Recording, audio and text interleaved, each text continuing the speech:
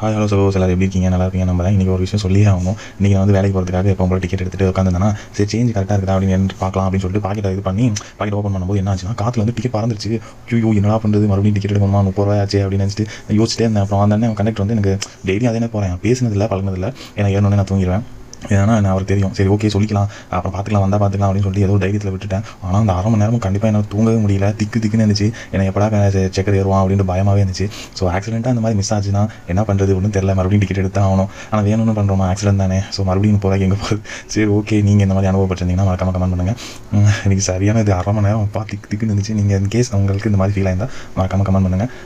So நம்ம company வேலை freelancing வேலை அப்படியே மந்தமாக தான் இருக்குது. ஏன்னா இப்போ தான் வரேன், மணி 11 ஆச்சு, ஆஃபீஸ்லேருந்து வேலை கொடுக்குறாங்க, ஆனால் இன்க்ரிமெண்ட் இல்லை, நோ ஓட்டி. சரி ஓகே பை. நாளைக்கு ஏதாவது இன்ட்ரெஸ்டிங்காக நடந்தால் சொல்கிறேன்.